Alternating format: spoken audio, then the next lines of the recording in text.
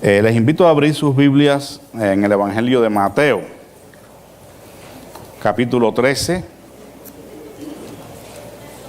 versículos del 13 del 1 al 9.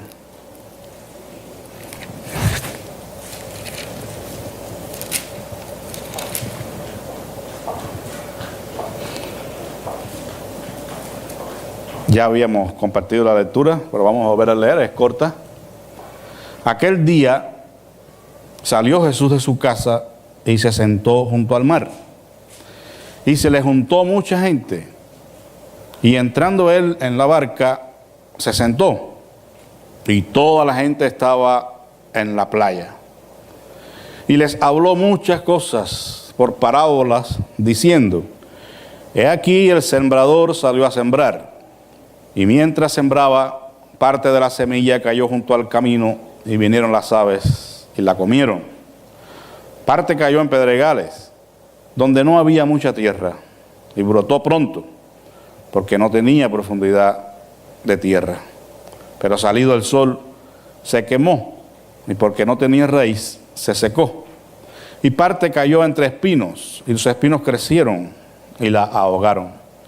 Pero parte cayó en buena tierra, y dio fruto, cual a 100, cual a 60 y cual a 30 por uno. El que tiene oídos para oír, oiga. Señor, estamos aquí delante de tu presencia y rogamos que tú nos ayudes para entender tu palabra, Señor, en esta mañana y poder, Señor, recibir la bendición que tú tienes para nosotros. Gracias, Padre, porque sabemos que separados de ti nada podemos hacer y estamos rogando, Señor, y suplicando que tú seas quien medies en esta mañana, en esta predicación, que por medio de tu Espíritu Santo hables a nuestros corazones. En el nombre y por los méritos de Jesucristo. Amén. Bien, hermanos, como ya hemos hecho notar, las parábolas son relatos, ejemplos o comparaciones empleados para impartir una enseñanza sencilla, clara, que podamos entender con facilidad. Hemos aprendido en esta serie de sermones algunas verdades de incomparable valor para nuestras vidas y voy a hacer un resumen de ellas para que los que no estuvieron por lo menos escuchen la esencia de lo que aprendimos. Aprendimos en la parábola, del rico y Lázaro lo que realmente importa. Y lo que realmente importa es que en esta vida nosotros estemos preparados para la muerte, viviendo vidas agradables delante del Señor. Aprendimos también que en la parábola del buen samaritano, el valor de la misericordia y el amor que nosotros debemos tener incluso hacia nuestros enemigos. También aprendimos que la virtud más grande y distintiva de un cristiano es la humildad, cuando estudiamos la parábola del fariseo y el publicano. También aprendimos la necesidad de estar preparados para el día del inminente regreso de Cristo a la tierra. Y lo hicimos en la parábola de las 10 vírgenes. Que Dios puede transformar una realidad deprimente y sin esperanza alguna de restauración en una realidad de victoria. Lo aprendimos en la visión del Valle de los Huesos Secos con Ezequiel. Y hoy, siguiendo la enseñanza de la semana pasada, basada en la parábola de las 2 casas, o el sabio y el necio constructor, vamos a estudiar a través de esta parábola del sembrador lo que es importante para nosotros, para nuestro crecimiento espiritual, que sería la atención y la obediencia a la palabra de Dios, que es el único recurso que nosotros podemos tener para aprender a agradar a Dios. Y en la manera que nosotros vivimos agradando a Dios, entonces podemos tener su bendición y la seguridad de la vida eterna. Lo primero que vamos a hacer notar aquí es la situación en que de pronto se encontró el Señor y toda aquella gente que acudió a Él. Una situación ideal para... Y vamos a poner unos puntos suspensivos allí. ¿Para qué sería ideal esa situación? Lo primero que leemos es que el Señor salió de la casa y se sentó junto al mar. ¿Verdad? Qué panorama más lindo. Nosotros no tenemos playas aquí cerca, pero cuando las tenemos a veces no las aprovechamos. Yo no iba ni a la playa, y estaba allí a unos 5 minutos de la playa. Pero yo creo que a todos nos gusta en un momento dado ir a la playa y sentarnos a recibir el fresco, a veces un poquito de sol también. El Señor parece que quiso disfrutar de algo de la naturaleza en ese día y salió de la casa y se sentó allí junto al mar. Inmediatamente dice que se juntó mucha gente y entrando él en la barca se sentó y toda la gente estaba en la playa. ¿Qué usted cree que hubiera sucedido allí si Jesús no hubiera tenido bien sentadas sus prioridades en la vida? Si Jesús fuera alguien que no estaba bien convencido de a lo que el Padre le envió, que no tuviera un plan y propósito definido en la vida, sabiendo que su ministerio sería aproximadamente de 3 años y medio. Pues eso sería una situación ideal para unas carnes asadas, ¿no creen? En la playa, un día soleado, porque nadie va a salir un día de viento y lluvia a la playa. Pero hubiera sido una buena ocasión para que el Señor hubiera mandado a buscar a alguien unas carnitas y pasar un buen tiempo allí, en la playa, comiendo carne, disfrutando del día. O quizás el Señor, si hubiera sido de por acá, de nuestras tierras, hubiera armado un par de equipos allí para jugar fútbol, soccer. Y si, bueno, no tenemos por acá muchos beisboleros, pero quizás un partido de béisbol. No sé, sería una situación ideal para tener un momento de esparcimiento, ¿verdad? De ocio, donde pudieran ellos pasar un buen tiempo, darse un baño en la playa, en fin, una tarde de relajación. No estamos para nada en contra de eso, pero sabiendo el Señor que el tiempo era corto y estando bien claro de la misión a que Él vino a la tierra, lo que hizo fue que entró a la barca y dice la Escritura que les habló la palabra de Dios. Les habló muchas cosas por parábolas y les contó esta historia del sembrador.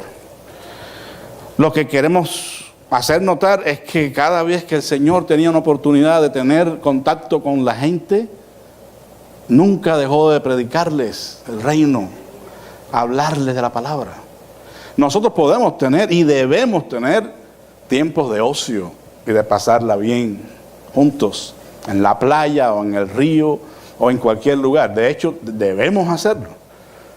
Pero debemos aprovechar cada una de esas oportunidades para que la palabra de Dios esté allí. Qué bueno que podamos entender eso, hermanos.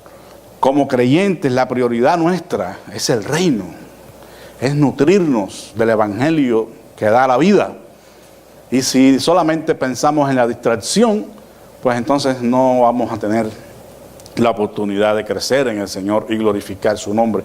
Hay mucha diversión hoy en algunas iglesias que tienen muchos programas y sí, qué bueno, nos alegramos de eso. Pero la iglesia no es el contexto para pasarla bien, para venir a divertirse o ir a una actividad y desaprovechar la oportunidad de predicar el evangelio, porque esas son oportunidades únicas. Mucha gente no va al templo, pero va a un picnic.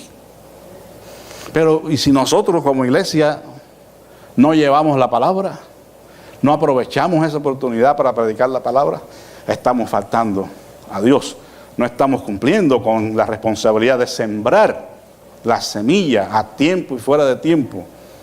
Tenemos que hablar del evangelio de Cristo.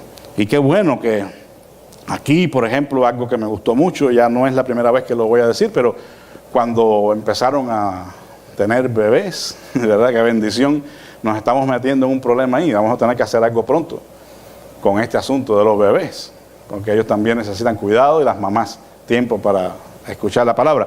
Pero me gustó mucho que en esos baby showers se procuró tener una pequeña palabra de Dios, un testimonio por lo menos de la Biblia, para que la gente que no viene al templo, pero viene al baby shower, escuche el mensaje del Evangelio. Eso es importante, hermanos. Por eso usted puede tomar esta idea del Señor.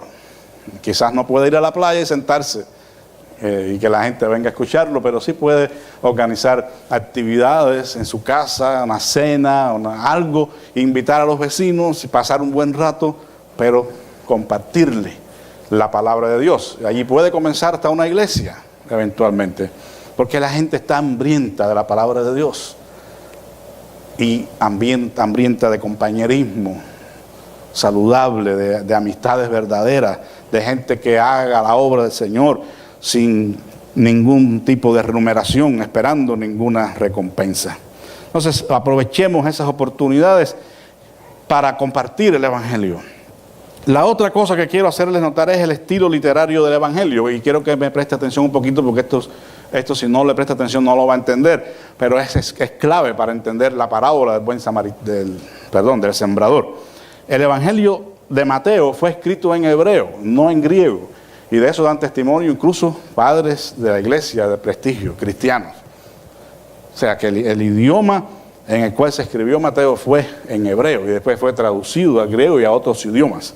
De cualquier manera, aunque haya sido escrito en griego, la mentalidad es hebrea. O sea, que en el caso que alguien diga, no, yo estoy convencido que fue escrito en griego, y eso nadie me lo va a cambiar. De cualquier manera, el que escribe es un hebreo, y escribe a los hebreos. O sea, específicamente el Evangelio de Mateo fue dirigido a los judíos. O sea, eso es importante. ¿Por qué? Porque el estilo literario de Mateo, que es una palabra que no nos va a decir nada, pero bueno, la voy a mencionar porque está ahí en sus boletines, es drash. D-R-A-S-H. Drash. Este es un estilo literario en el cual podía escoger escribir el escritor, y en este caso Mateo, conscientemente de que está escribiendo a los judíos, usa este estilo literario. Por eso es que usted puede notar que hay algunas expresiones, dichos del Señor Jesús, que Mateo escoge, dichos que fueron dados en ese estilo literario. Por ejemplo, un rabino, cuando deseaba comunicar los secretos de la Torá de Dios, de la ley de Dios a la gente, normalmente usaba este estilo literario, que tenía una característica: el sentido literal y gramatical de las Escrituras se viste con ropaje de parábolas y alegorías. Es decir, una verdad que pudiera ser comunicada literalmente, la persona podía entenderla muy fácilmente. En este caso, el rabino escogía hacerlo, pero no así de fácil, sino que lo presentaba en parábolas. Lo presentaba en parábolas, porque en este caso la persona no estaba en la mejor disposición de escuchar y obedecer la palabra de Dios. Por eso usted puede oír estas expresiones: el que tiene ojos verá, y el que tiene oídos oirá, o el que tiene oídos oiga, el que tiene ojos vea. ¿Por qué? Porque no se presenta de una manera fácil a la vista y al entendimiento, sino que requiere del que escucha que ponga diligencia en entender lo que se dice.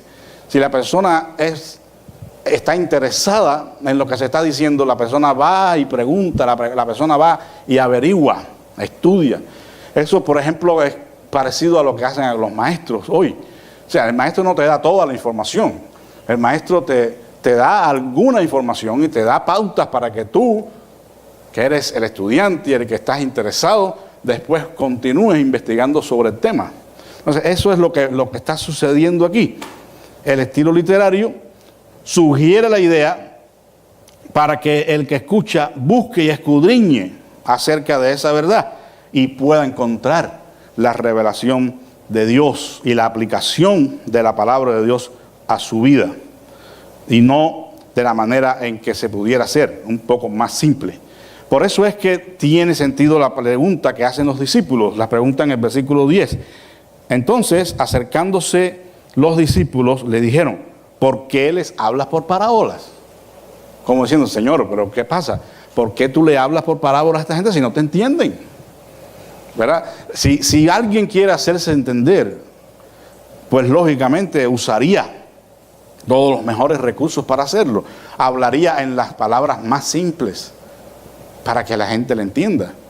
Imagínense si yo empezara a hablar con un vocabulario técnico, teológico, pues la mayoría se quedaría pensando, bueno, ¿y qué quiere decir con eso? ¿Verdad? Porque no estamos familiarizados con esos términos. Si usted va al médico y el médico le da el diagnóstico en tecnicismos médicos, usted se le va a quedar mirando así, como me ha pasado a mí muchas veces, ¿no? Y ahora dime qué quiere decir eso, ¿no? Porque el médico tiene que decírtelo en el lenguaje nuestro, al nivel nuestro. Y el Señor aquí está a propósito en un nivel superior de comunicación rabínica, de interpretación rabínica. ¿Por qué? Porque el Señor quiere confundir a la gente, no quiere que nadie lo entienda. Esa es la impresión que puede dar cuando no conocemos estas cosas. Bueno, ¿por qué los discípulos entonces les dijeron eso? ¿Por qué le hablas en parábolas? ¿Tú acaso no quieres que la gente entienda las verdades del reino? ¿Acaso tú no quieres hablarles de las palabras de Dios para que ellos puedan ser salvos? ¿Por qué les hablas en parábolas? Entonces el Señor le dijo, porque a vosotros os es dado saber los misterios del reino de los cielos, mas a ellos no les es dado. Y aquí ponemos otro posible problema de interpretación, incluso de teología, ¿no? Porque bueno, entonces el Señor escoge a unos para que entiendan y a otros para que no entiendan. Es decir, el responsable entonces de que se pierdan es Dios, ¿no? Porque le estoy hablando de una manera que no me entiendan. Ellos no son escogidos, a ustedes sí. Otro problema. Pero vamos a seguir leyendo. Porque a cualquiera que tiene, se le dará y tendrá más. Pero al que no tiene, aún lo que tiene le será quitado. Por eso les hablo por parábolas, porque viendo no ven, y oyendo no oyen, ni entienden.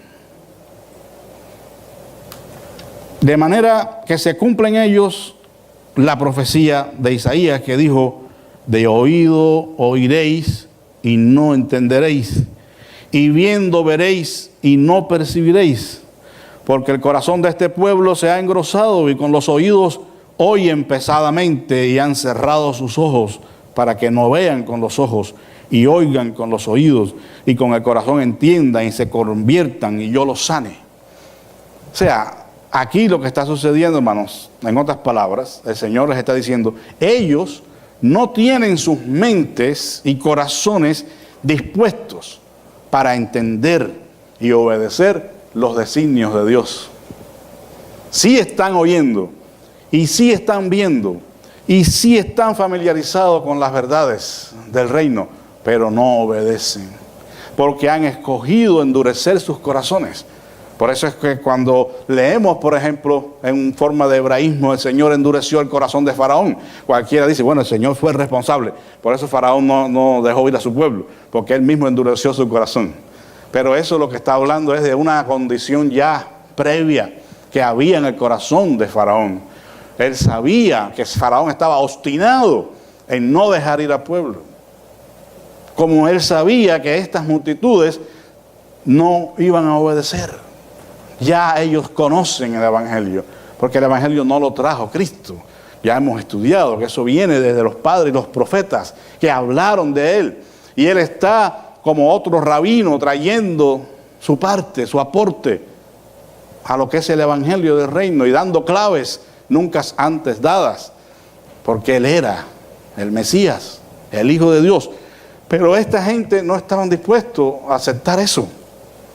Por eso es que una gran multitud vino el día que fue a entrar a Jerusalén y gritaban, Hosanna, salva ahora, bendito el que viene en el nombre del Señor. Pero cuando pasó una semana, los gritos cambiaron. Crucifícale, crucifícale. Porque no habían entendido el tiempo de su visitación. Por eso el Señor Jesús llora sobre la ciudad de Jerusalén.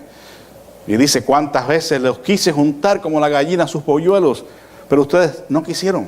Entonces, ese es el punto aquí. Que esta gente no tenían la disposición en sus corazones de escuchar, de entender y de obedecer la palabra de Dios. En ellos no existe eso, una disposición a la obediencia, que ya lo leímos en los versículos del 11 al 15. Si no escuchan y entienden las verdades del reino dadas en ese nivel de interpretación simple, que es lo que está haciendo aquí con el Drash, mucho menos van a estar interesados y motivados para escudriñar y estudiar acerca de la verdad que se le está dando en otro nivel superior de revelación. O sea, si no te importan los rudimentos, ¿para qué te voy a dar entonces la carnecita, ¿verdad? En los términos bíblicos. Si la vianda tú la desprecias y no la aprovechas, ¿para qué quieres la carne? ¿Verdad? O sea, hay que valorar las cosas de Dios, interesarse en lo simple para ir de lo simple a lo profundo, para seguir creciendo en el conocimiento de Dios, para seguir metiéndonos en su palabra. Por eso es que ellos no estaban listos para eso, por eso le habló en parábola con todo propósito, porque ellos no estaban en la disposición de seguir estudiando e investigando las verdades del reino. ¿Cuál es la pregunta clave que debemos respondernos en esta mañana, hermanos? Y que va con la parábola. La pregunta es, ¿cómo es nuestra tierra? ¿Cómo es nuestra tierra? ¿Qué clase de tierra somos? Porque tierra somos, en todos los sentidos, ¿verdad? Aún en el sentido literal y físico, porque somos polvo. Del polvo fuimos creados y al polvo volveremos. Pero somos tierra, usando la figura del Señor aquí, donde la semilla es sembrada. Tenemos que ser objetivos. El sembrador no es el problema, porque el sembrador es Dios, ¿no? Él es el que da la palabra. Y ya ha encomendado en el contexto que sigue después de Cristo, ¿verdad?, a sus discípulos, a sus creyentes, a todos los que se convierten al Evangelio, y de alguna manera a otros, de una manera ya más dedicada, como los ministros, a sembrar la palabra. Sembrar la palabra, esa es la labor. Ahora, aquí el problema no es el sembrador, tampoco es la semilla. La semilla es buena, porque ¿qué es la semilla? La palabra de Dios, los designios de Dios, el evangelio de Cristo. Esa semilla es perfecta. ¿Para cuál entonces es el problema? Si no hay fruto, si la semilla no nace, o si nace de pronto muere la planta. No hay otra respuesta que la tierra, ¿no? La semilla puede ser excelente, usted puede tener una excelente semilla de aguacate, de los mejores, pero usted la siembra en el desierto, usted ni esperanza de que va a comer aguacate algún día. O si no, tiene un pedazo de tierra pero no la atiende, no la trabaja, no la fertiliza, pues entonces los resultados van a ser muy pobres. Y eso fue lo que pasó aquí, ¿no? Algunas de las semillas que el sembrador tiraba caía en diferentes tipos de tierra, en diferentes lugares. Dice, una cayó junto al camino. Esa ni siquiera tuvo oportunidad de germinar, porque vinieron las aves y se la comieron. Las otras semillas cayeron entre pedregales. Allí había tierra, pero muy poca, y lo que hizo que pronto brotara la planta. Pero de la misma manera se seca, porque no había profundidad de tierra. Salió el sol y la quemó. La otra cayó entre espinos, y los espinos crecieron y la ahogaron, porque hay que preparar la tierra para que la semilla dé fruto, para que la semilla muera, el grano muera y nazca la planta y eventualmente dé fruto abundante. Por eso es que tenemos que preguntarnos, ¿cómo es nuestra tierra? ¿Es mala o es buena tierra? Bueno, vamos a pensar en la primera posibilidad, que es la que el Señor da aquí. ¿Qué sería una mala tierra? ¿Qué sería una mala tierra? ¿Qué sería para nosotros esta enseñanza, si nosotros como cristianos somos buena o mala tierra. Bueno, hay algunas cosas que identifican a la mala tierra. En primer lugar, cuando la persona es dura para recibir la palabra de Dios. O sea, no basta con una simple predicación que se le explique lo que Dios quiere. Tiene el corazón duro y no está muy dispuesto a recibir la palabra de Dios fácilmente. Pone objeciones, hace preguntas, tiene dudas, está opuesto al evangelio. Un corazón duro, una tierra dura que necesita ese tridente, ¿no?, para moverla.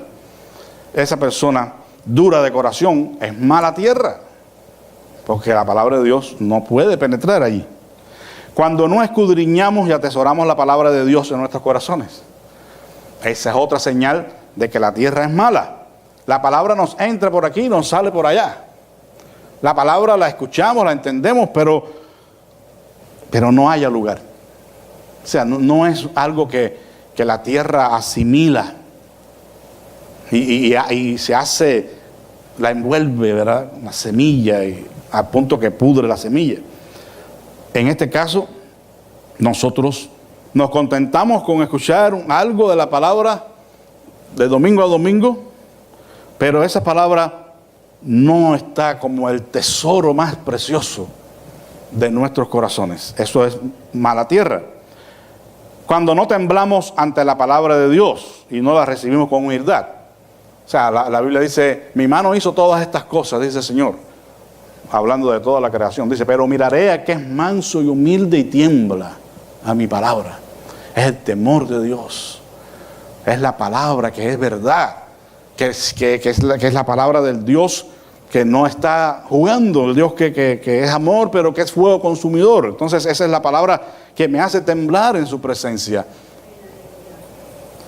Ser temerosos de Dios y recibir con humildad la palabra, aunque ella me confronte, aunque ella me diga realmente quién soy y cuáles son mis pecados. Cuando nuestro entendimiento carnal nunca se transforma, es otra señal de mala tierra. O sea, la persona está escuchando palabras y palabras en la iglesia, en cualquier lugar, y tiene mucha palabra. Incluso puede tener conocimiento un poquito más, vamos a decir, profesional de la Escritura, pero no se transforma su vida. Eso es mala tierra, porque la persona está conociendo la palabra, pero no está actuando en conformidad a ella. Pues no puede ser buena tierra, porque no se transforma la vida de la persona. Sí conoce, y se conoce de memoria, y puede recitar salmos de memoria y pasajes de memoria, pero si no hay un cambio de vida, si no se ven frutos en esa persona, entonces esa tierra es mala. Cuando oyendo a Dios endurecemos los corazones para que no penetre su palabra, también es señal de mala tierra. Recibimos, entendemos, pero rechazamos. No es tiempo, no quiero, así estoy bien. Cuando atendemos a todo menos a la sana doctrina, también es señal de mala tierra. Escuchamos cualquier cosa, pero la verdad cruda de Dios no la podemos resistir, porque nos lastima, ¿verdad? Cuando el médico quiere sanar, tiene que poner el dedo en la llaga, hermanos. Si usted va al médico con un cáncer y él le va por la periferia y le echa mercurocromo, usted va a salir contento porque después de todo el médico no le hizo sufrir. Pero usted se va a morir del cáncer, porque el cáncer necesita que se ponga el dedo en el cáncer. ¿Me entiende? Hay que atacarlo de frente y hay que sentir dolor. Bueno, la palabra que nos transforma es la palabra que nos hace sentir el dolor de haber ofendido a Dios, del pecado de nuestros corazones. Cuando nosotros aborrecemos las sabidurías y las reprensiones de Dios y no estamos dispuestos a ser confrontados, a recibir la amonestación que nos pueda dar el líder espiritual o cualquier otro hermano, eso es mala tierra. Nos enojamos, nos ofendemos y entonces nos retiramos. Cuando nos delicia no en la ley de Dios, sino más bien en la silla de escarnecedores. Eso es mala tierra. Encontramos más disfrute, más gozo delante del televisor o la computadora que estudiando y escudriñando la Escritura. Eso es mala tierra. ¿Qué es lo que pasa? Que como no nos alimentamos de toda la palabra de Dios, entonces no estamos siendo sabios para la salvación, que es en Cristo Jesús. Recuerden la semana pasada, esto es sinónimo de que construye la casa sobre la arena, sin cimientos, sin fundamento. ¿Qué pasó? Vino el viento, vino la lluvia y se llevó la casa. Sencillamente, eso es lo que pasa cuando nosotros desatendemos la palabra de Dios en la manera que Él quiere que nosotros la entendamos. El apóstol Pablo le decía a Timoteo: toda la Escritura es inspirada por Dios y útil para enseñar, para redarguir, para instruir en justicia, a fin de que el hombre de Dios sea sabio, preparado para la salvación. O sea, hermanos, la palabra tiene que ir creciendo y nosotros en ella en nosotros y nosotros en ella, para ser sabios para la salvación que es en Cristo Jesús. La salvación, hermanos, sáquela del contexto ese de que usted hizo una oración y si cuando venga Cristo se va para el cielo, cuando se muere se va para el cielo. La salvación es mucho más que eso. La salvación tiene que ver con esta transformación de vida. Tiene que haber vida de salvos. Tiene que haber frutos dignos de arrepentimiento. Somos mala tierra cuando no desarrollamos madurez espiritual. Estamos escuchando sermones y sermones y sermones, pero no maduramos. En vez de echar raíces en amor y fe, entonces participamos en celos carnales, contiendas, disensiones y nos fanatizamos con los hombres. O sea, aparentemente tenemos mucho conocimiento espiritual de la Biblia y de Dios, pero en realidad estamos como niños. Como dice el apóstol Pablo a los Corintios: yo no pude hablarle como a maduros en la fe, sino como niños, como carnales. Si ustedes están fajados unos con otros, si ustedes se muerden y se consumen unos a otros, ¿cómo voy yo a darle a ustedes algo más sólido? Tenemos que entender eso. Si estamos en celos, en carnales, en contiendas, eso es señal de mala tierra. La buena semilla, ¿qué pasa? Porque la semilla es buena, se seca. ¿Por qué? Porque cultivamos rencores y amarguras en contra de los hermanos. Y dejamos alcanzar la gracia de Dios, según Hebreos 12. Y lo más triste, hermanos, es que contaminamos a otros. Porque si nos perdiéramos nosotros solos, bueno, está bien. Pero es que eso contamina al que está al lado, al que me está escuchando. Y cuando viene a ver, ya no soy yo, son mis hijos, mis padres, mis hermanos, todos los que están alrededor mío. Contaminamos también a ellos con la raíz de amargura. Somos mala tierra cuando desechamos la leche espiritual no adulterada, dice el apóstol Pedro, y nos convertimos en jueces, condenando a todos. Como un corazón inmaduro es impaciente, dice la Escritura, que esa gente a la primera prueba que se les presenta se van, salen del medio del pueblo de Dios, de la congregación de los santos, porque no han madurado en la fe. Cuando consumimos todo el tiempo y fuerza en aspiraciones mundanas, los pedregales, la semilla que cayó entre los espinos, ¿verdad? Si la persona escucha la palabra de Dios, pero está afanada con las cosas de la vida, con el materialismo, el consumismo que estamos viviendo hoy, entonces la semilla esa, hermanos, corre el riesgo de ser ahogada. La planta esa no va a progresar. Imagínense una plantita chiquita que quiera salir entre los espinos y las piedras, termina muriendo. Por muchas buenas intenciones que tengamos de obedecer a Dios, por mucho que nos agrade su evangelio, nosotros nos enredamos en los negocios de la vida, como dice Pablo a Timoteo: no te enredes en los negocios de la vida a fin de agradar a aquel que te llamó por soldado. Entonces la semilla se muere, porque queremos rendir para Dios, pero a la vez queremos vivir a la altura de los que no conocen a Dios y tienen la oportunidad de ganar mucho dinero, y nos comparamos con ellos. Recuerden el Salmo 73, ¿no? Él se puso a mirar la prosperidad de los impíos y dijo: en vano he limpiado mi camino, en vano he creído en ti. Fíjate hasta qué punto llegó este hombre: he perdido mi tiempo. Mira estos que no te conocen, son impíos y les va bien en todo. Mira qué bien viven, qué casas, qué carros, qué ropas tienen. Y yo aquí pasando la de Caín. Dice, en vano he limpiado mi corazón. Eso pasa, puede suceder cuando la tierra es mala y no estamos en las mejores condiciones. Los espinos, los abrojos se expanden y ocupan el lugar y nos convertimos en Martas, afanados en muchas cosas, perdiendo la palabra que estaba él dándole a María, la palabra de Dios que se enseña, que se predica, pero por estar tan afanados ya no la podemos recibir, porque el trabajo nos quita la fuerza que tenemos y cuando llegamos ya no tenemos ni siquiera fuerzas para venir al templo y escuchar la palabra de Dios. Pero hay una buena noticia. No tenemos que ser mala tierra. Eso es lo bueno. Esa es la parte linda del Evangelio. Que nosotros no tenemos que tener una tierra árida y seca. Porque la tierra es la responsabilidad nuestra. Ya sabemos, el sembrador no tiene problema, el sembrador es Dios. La semilla es perfecta, es buena calidad, no hay otra como esa. Pero la tierra es mi responsabilidad. Yo debo preparar mi tierra para que la semilla dé el fruto abundante. ¿Cuándo somos buena tierra? Todo lo contrario que hemos dicho de la mala tierra.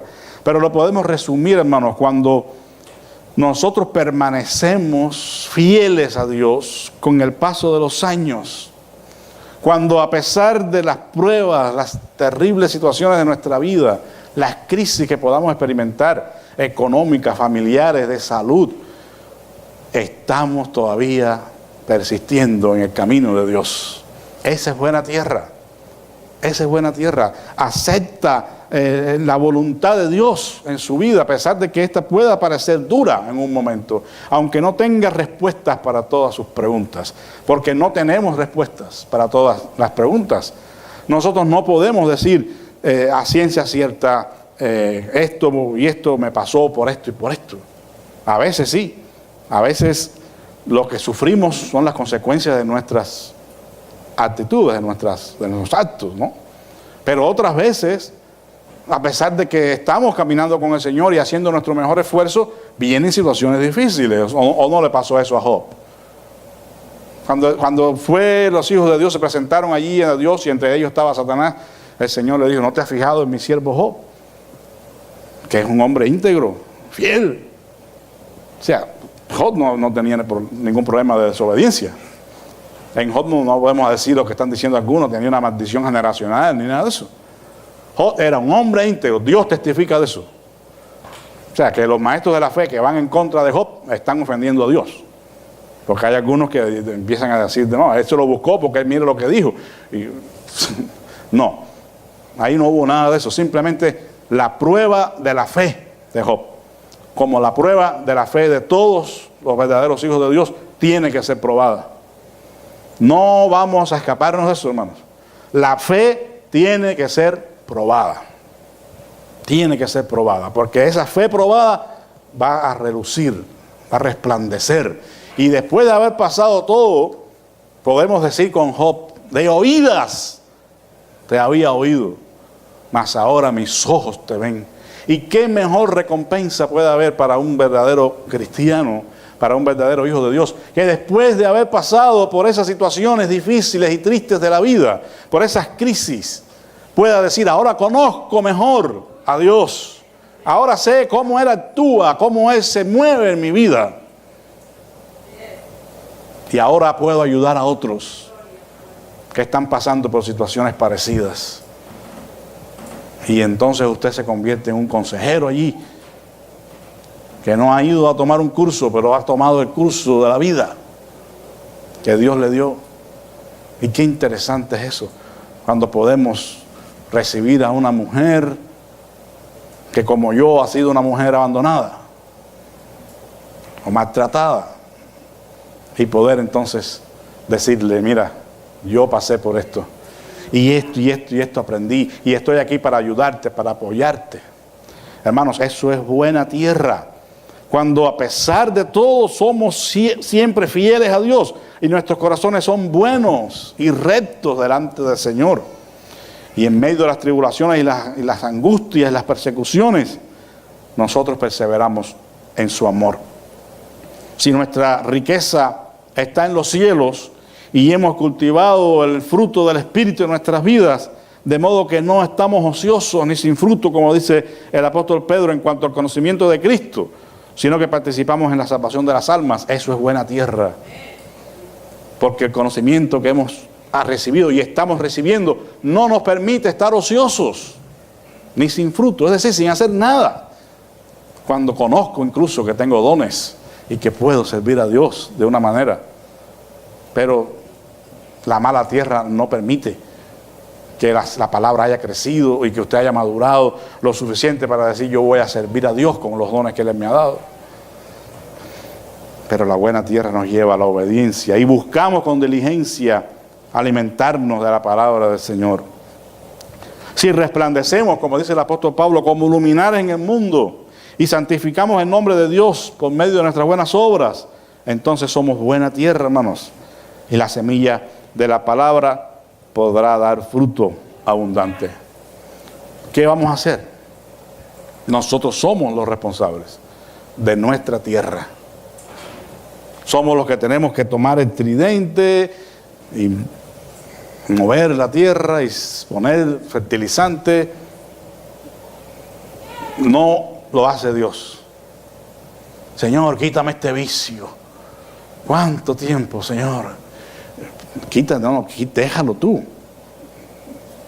O sea, eso no tiene otra manera de verse. Si asumimos la actitud de víctima, entonces jamás podremos recibir nada de Dios. Pero hay cosas que no podemos esperar que Dios las quite de nosotros. Somos nosotros las que tenemos que dejarlas. Somos las que tenemos que arrancarlas de nuestro corazón. Y por supuesto, Dios hace la obra, ¿verdad? Porque Él es el que la hace. Pero tiene que ver nuestra disposición, nuestro esfuerzo, nuestra voluntad en pos del cambio, del progreso, hermanos. Hoy podemos tomar una decisión de ser buena tierra, de permitir que nuestro corazón esté listo, preparado para recibir la palabra de Dios, cualquiera que ella sea, y pueda entonces encontrar cabida en nosotros. No como el Señor le dijo a aquellos fariseos, mi palabra no haya cabida en ustedes y por eso me quieren matar. Como mi palabra no haya cabida en ustedes, ustedes no han abierto sus ojos a quién soy yo. Hermanos, una de las cosas que hace esa mala tierra es no dejarnos ver a Cristo como Él es. No lo conocemos como Él quiere ser conocido.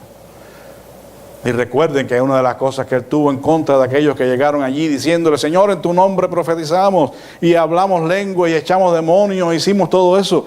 ¿Qué le dijo el Señor? Apartaos de mí, hacedores de maldad, no os conozco. Ahí lo que significa realmente es que ellos no conocieron al Señor porque no quisieron.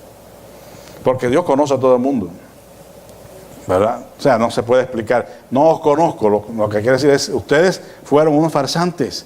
Ustedes escogieron vivir ese tipo de vida, muy ocupados y muy disfrazados de verdaderos creyentes, pero no se dejaron conocer por mí. No me conocieron a mí como yo quise que me conocieran. Hermanos, la meta para cada uno de nosotros la encontramos muy bien descrita en muchísimos lugares de la Escritura, pero escuche hasta que todos lleguemos a la unidad de la fe y del conocimiento del Hijo de Dios, a un varón perfecto, a la medida de la estatura de la plenitud de Cristo. Los dones que se dan a los creyentes en la iglesia contribuyen a que este propósito se cumpla, Para eso Él instituyó a unos apóstoles, a otros profetas, a otros evangelistas, a otros pastores y maestros, para que los santos seamos perfeccionados, hermanos, para la obra del ministerio, para el trabajo del ministerio. El trabajo del ministerio no es del pastor, hermanos, no es de la junta, es de todos los que tienen buena tierra y se disponen a que ellos sean usados en esta obra. ¿Para qué? Dice, para que ya no seamos niños fluctuantes, llevados de doquier viento de doctrina, por estratagemas de hombres que para engañar emplean con astucia las artimañas del error. Estamos entonces en el camino de fundamentarnos en Cristo, en la sana doctrina, y no vendrá nadie a hacernos un cuento, pero necesitamos una buena tierra. Una buena tierra. Y eso será el gozo de Dios, vernos a nosotros, sus hijos, sus pequeños, dando pasos de avance. No es el gozo de los padres ver a sus hijos crecer y madurar. Claro, si nosotros ahora César y Katy empiezan a ver que el niño pasan los meses y le sigue así, hay un problema. Ellos van a tener que ponerse las pilas, como decimos, y ir para el médico. Aquí hay algo que anda mal, porque no crece, no se desarrolla. Y hay tristeza en su corazón ver a un hijo así, en un estado vegetativo. Porque hay casos así, por alguna enfermedad, por supuesto. Y la persona no crece, permanece crecen hasta cierto tamaño y de ahí ya no pasan y se quedan en la cama, postrados. Y no tienen un cerebro normal. Y eso es durísimo, durísimo. ¿Usted cree que Dios no pensará igual? Cuando nos ve a nosotros, sus hijos, que pasan los años y no crecemos. Y no nos involucramos en la obra y estamos allí para lo que sea. Yo creo que el corazón del Padre también se entristece. Pero hermano, repito nuevamente, la opción es nuestra. Dios nunca nos pone, como decimos vulgarmente, una pistola en el cerebro, ¿verdad? Para que nosotros hagamos su voluntad. Él no nos dice, arriba, prepara tu tierra, ¿verdad? No, el Señor apela a nuestro sentido común, a nuestra inteligencia, apela al amor en nuestros corazones hacia Él, hacia el prójimo, para que nosotros podamos preparar esa tierra. Vamos a orar. Te damos gracias, amado Señor, en esta mañana por tu palabra, que es verdad. Señor, te confesamos que a veces en nuestra tierra no está en las mejores condiciones y es difícil que tu palabra, esa semilla perfecta, dé el fruto que debiera dar. Y pedimos que nos perdones, Señor, por las distracciones que tenemos en este mundo que nos alejan de la palabra tuya, Señor, y de estar viviendo las vidas cerca de ti. Confesamos nuestros pecados y pedimos tu perdón, Señor. Nos ayudes para tener la voluntad dispuesta de preparar nuestras tierras, Señor, de abonarlas, de estar, Señor, envueltos en la adoración, en himnos y cánticos espirituales, que nuestras palabras sean las palabras de Cristo, Señor, que la música que escuchemos sea la música que te glorifica a ti, las películas que veamos, Señor, sean películas que estimulen el crecimiento espiritual, nos ayuden a ser mejores personas. Y en lo que lo pasamos entreteniéndonos un rato, también aprendemos valores morales y espirituales. Ayúdanos, Señor, a preparar la tierra para cuando lleguemos ante tu palabra, esa palabra pueda hallar un lugar fértil, dispuesto, Señor, para dar frutos. Ayúdanos, Señor. Te necesitamos. Te ruego que obres en la vida de cada uno de nosotros, Señor. En el nombre de Jesús. Amén.